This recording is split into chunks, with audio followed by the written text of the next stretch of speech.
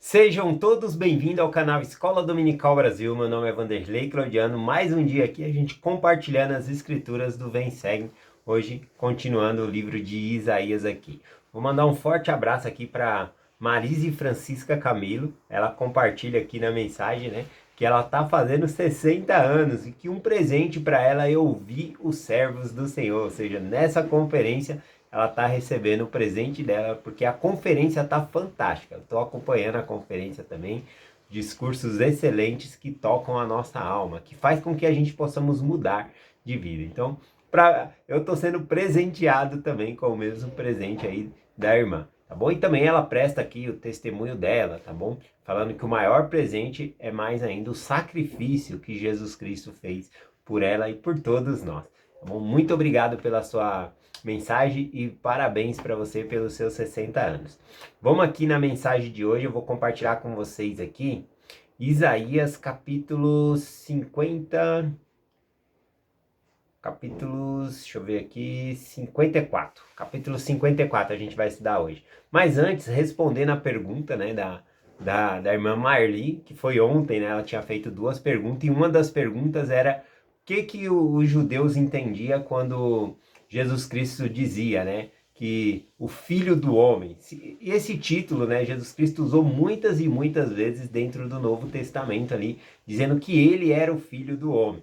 No Guia de Estudo das Escrituras, né, procurando ali, a gente encontra que o Filho do Homem significa o Homem de Santidade. É um título do Pai Celestial, Homem de Santidade. Então, quando Cristo ele fala o Filho do Homem, ele está declarando, né, a divindade dele, a paternidade dele do Pai para com ele, tá bom? Dessa filiação, tá bom? Mas a pergunta da Marli foi um pouco mais diferente, né? Ela perguntou aqui como que os judeus entendiam essa escritura, né? Quando Jesus Cristo falava, né, o Filho do Homem, o que eles entendiam? Bom, isso me fez estudar um pouquinho mais e eu descobri uma coisa nova. Não sei se vai ser nova para vocês, mas para mim foi novo e foi muito especial estudar sobre esse título, né, o Filho do Homem. E eu descobri que todas as vezes dentro do Novo Testamento aqui, quem está falando é Jesus Cristo, tá bom? Ele que fala, pegando esse título e aplicando a si mesmo como Filho do Homem.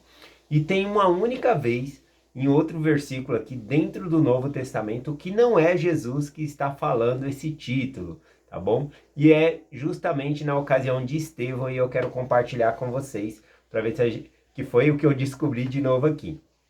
Então, dentro do Novo Testamento aqui, a única vez que falou esse título, o Filho do Homem, foi Estevão que disse. As outras vezes todas foi Jesus mesmo, referindo a si mesmo.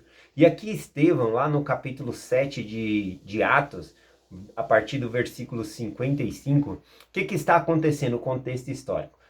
Estevão ele está pregando e os judeus não aceitam a pregação dele.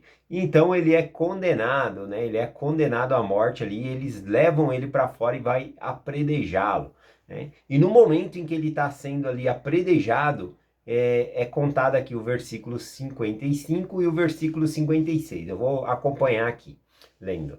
Atos 7, versículo 55 diz assim: Mas ele, estando cheio do Espírito Santo, ainda que ele estava sendo apredejado, sendo morto naquele momento, ele estava cheio do Espírito Santo. Fixando os olhos no céu, viu a glória de Deus e Jesus que estava à direita de Deus. Então aqui é um relato do que Estevão estava vendo na hora de sua própria morte. Ele viu os céus abertos, ele viu Deus o Pai e o Filho, Jesus Cristo, né, à direita de Deus. Essa é a explicação.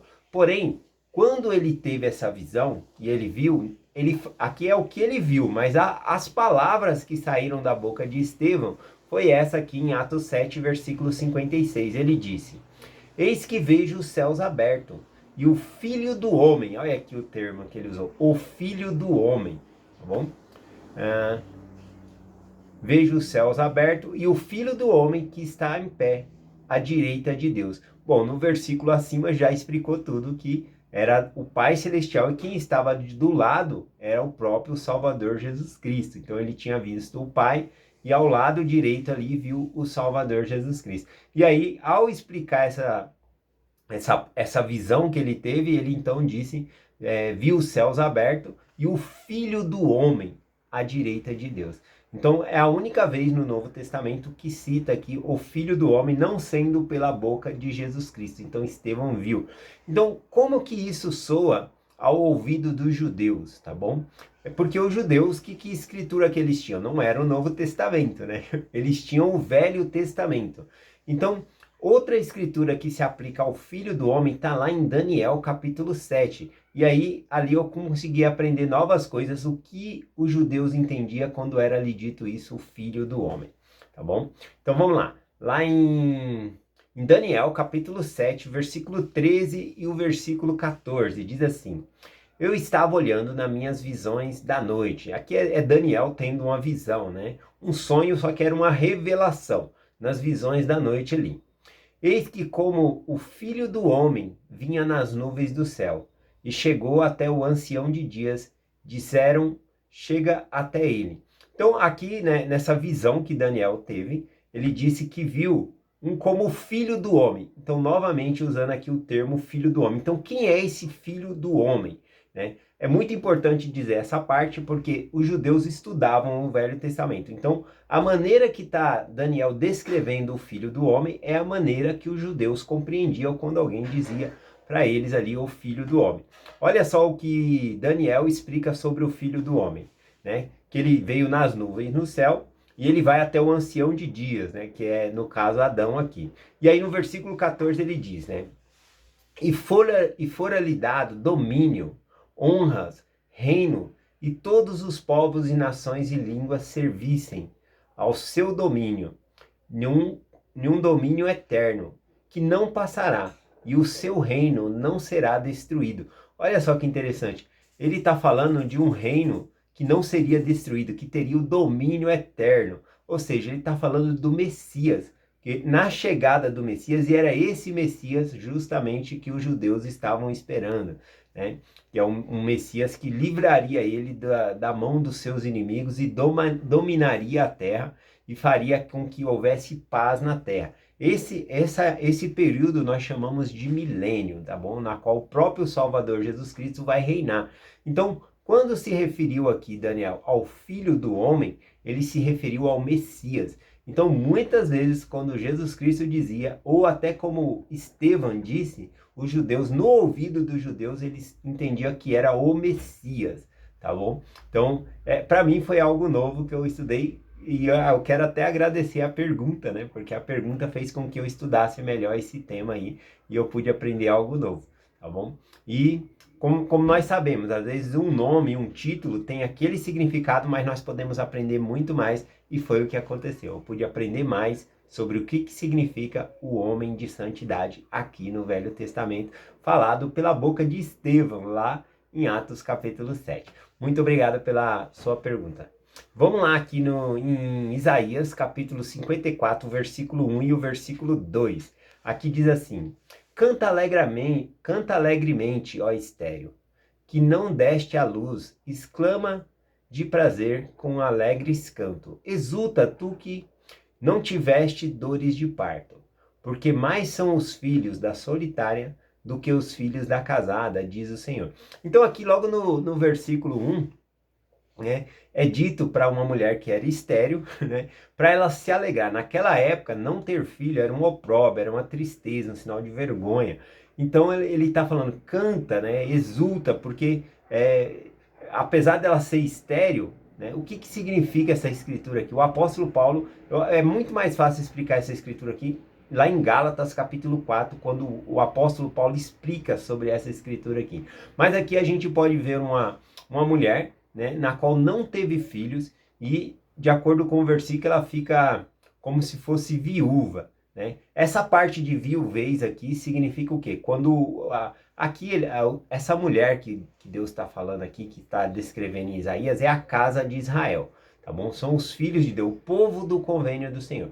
Por eles não terem guardado os mandamentos de Deus, né, eles são levados cativos para a Babilônia. Eles são levados ali e tem que servir a Babilônia lá. Então, lá é a vergonha deles, né? Eles são humilhados. Aqueles que são filhos de Deus estão lá como humilhados nesse sentido. Ou seja, como se fosse uma mulher sem marido. Esse que é o contexto aqui, né? E aí vê as outras nações e fala, olha, as outras pessoas têm, né, filhos, têm nações, têm sua própria casa e eu não tenho. Então começa a explicar por esse lado aqui. O versículo 2 fala de uma promessa do Senhor. Só que, na verdade, essa mulher que está no cativeiro, não é que ela não tem marido. Olha só lá no versículo 5 de Isaías.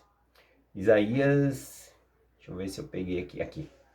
Porque o teu Criador é o teu marido, e o Senhor dos Exércitos é o teu nome, o Santo de Israel. O teu Redentor será chamado o Deus de toda a terra. Então não é que essa mulher ela não tinha um marido. O marido dela é o Criador.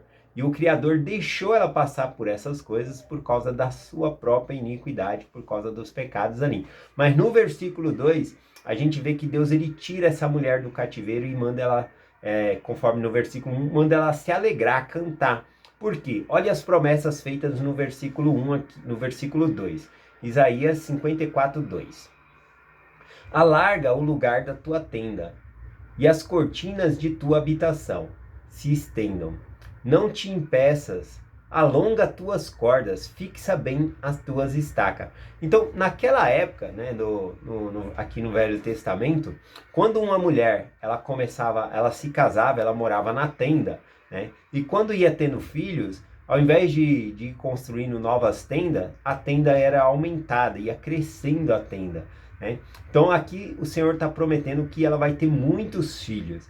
Por isso ele fala, alarga a sua tenda, fixa bem as suas estacas, né? É um termo bem usado hoje em dia nas estacas que nós temos aqui também.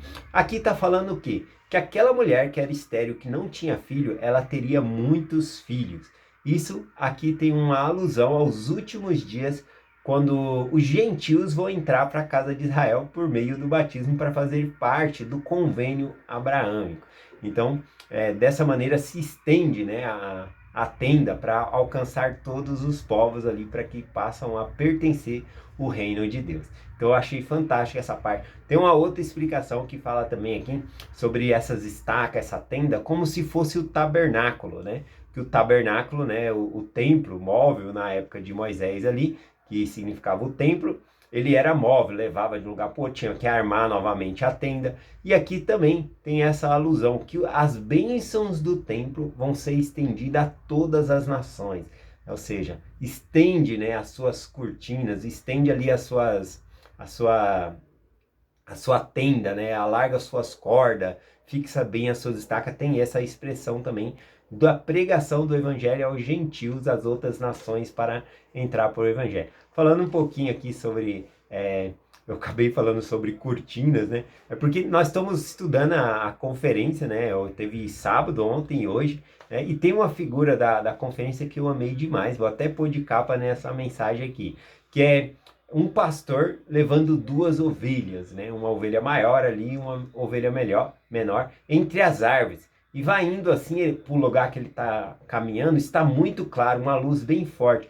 E eu reparando bem nessa figura, o que acontece? Quando as árvores vão se encontrando lá na frente, onde está bem claro, eu consegui ver como se fosse as cortinas, o véu do templo, tá bom? Então é como se esse pastor estivesse levando as pessoas até o véu do templo para fazer convênios com o Senhor. Eu achei lindo, né, quando eu vi essa figura, essa imagem da conferência.